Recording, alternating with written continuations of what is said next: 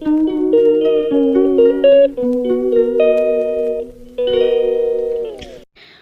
Morning বন্ধুরা, সবাই কেমন আছো? আশা করছি সবাই ভালো আছো, সুস্থ আছো। আমি মধুমিতা, মধু ক্রিয়েশনের সবাইকে স্বাগত। চলে এলাম আবার একটা নতুন ব্লগ নিয়ে। আশা করছি আজকের ব্লগটা দেখতে তোমাদের একটু হলেও ভালো লাগবে। আমি ঘুম থেকে উঠতে আজকে দেরি করে ফেলেছি, একদম 10:30 বেজে গেছে। ঘুম থেকে উঠে দেখছি মায়ের সব তরকারি মানে রান্না করা হয়ে গেছে। আর এটা হচ্ছে এই যে আমাদের ধান যাচ্ছে যে কাকুরা, তাদের জন্য এই মানে এই জলখাবারটা করা হয় আর কি। যখন ধান উঠছিল তখন তোমাদেরকে আমি দেখিয়েছি যে 15-16 জনের রান্না, এরকম আমাদের এত এত তরকারি করতে হয়। তো এটাও মাকে, এটা পুরোটাই মায়ের এখন দায়িত্ব। তো এই মানে আজকে হচ্ছে কতজন, মানে 7-8 জন মতো আজকে ধান তুলবে, তো তাদের খাবারটাই এখন করা হয়েছে। আজকে করা হয়েছে মটর ডাল, আলু আর মূলো দিয়ে। এটা শুধু ওনারা খাবেন না, এটা আমরাও খাবো। এনাদের তরকারিটা যখন করা হয় এত বেশি টেস্ট হয় না, ওই জন্য আমরাও সবসময় বলি যে ওনাদের যখন তরকারি করা হয় তখন যেন একটু বেশি করে করা হয়। মানে এটা আগে থেকেই করা হয়। আমরা যখন একদম ছোট্ট ছিলাম, মানে ছোট ছিলাম আর কি, তখন থেকেই না এই জিনিসটা আমাদের হতো। মানে যখন জন লাগতো তখন এরকম, এখন তো তবু কম লাগে, আগে 15 জন, 16 জন, 19 জন এরকম করে জন লাগতো। তখন এত এত মানে হাঁড়ি বসতো, এক একটা হাঁড়ি বসতো বিশাল বড় বড় বড় হাঁড়ি বসতো। সেই হাঁড়িতে নানান রকমের, বিশেষ করে এই মটর ডাল, ঘুগনি, তারপর হচ্ছে আলুর দম, এই জিনিসগুলো দেখতাম খুব, মানে একদম লঙ্কা ফঙ্কা দিয়ে এরকমভাবে তৈরি করা হতো। এটাতে ডাল দাম দেখছি।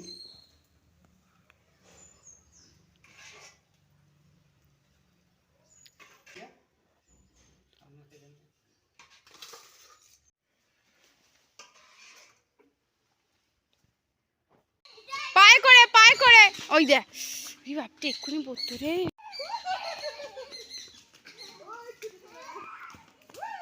এইদিকে এইদিকে নিয়ে আয়, এইদিকে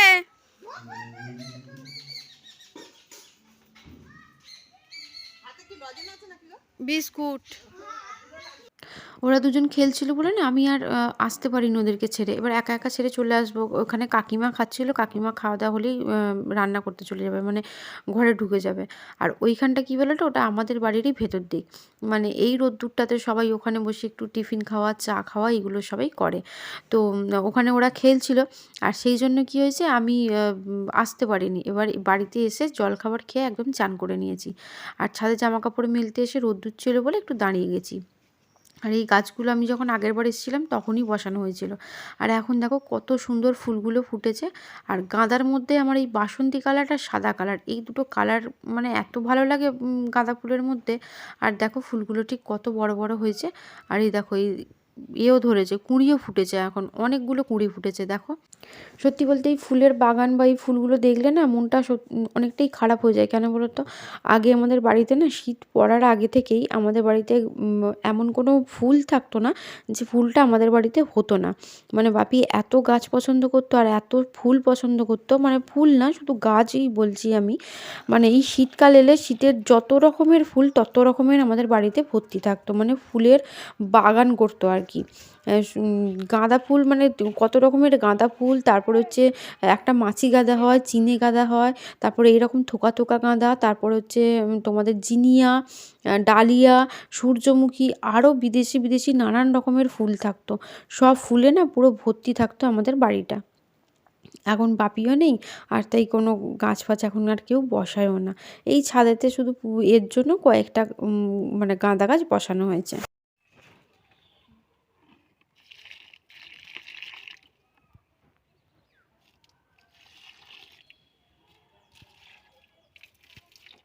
একদম অপরিচিতটা দিয়ে দিয়েছে ব্যাস।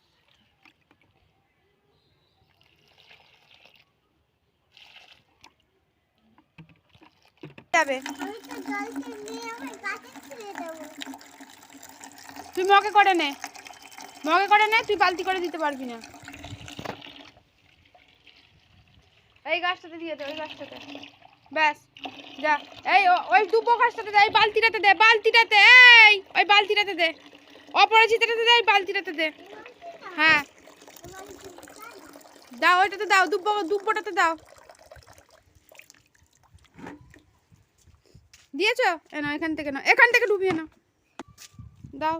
হুম দিয়ে দাও। দিয়েছো?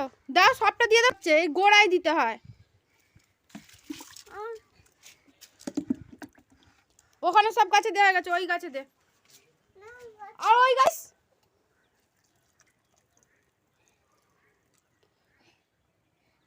হয়েছে, ও গাছে সব দেওয়া হয়ে গেছে। আর কোনোটাতে দেওয়ার বাকি নেই, সব দেওয়া হয়ে গেছে। দেখ এনে তুই ওই দিক দিয়ে গিয়ে ওই গাছটাতে দিয়ে দে।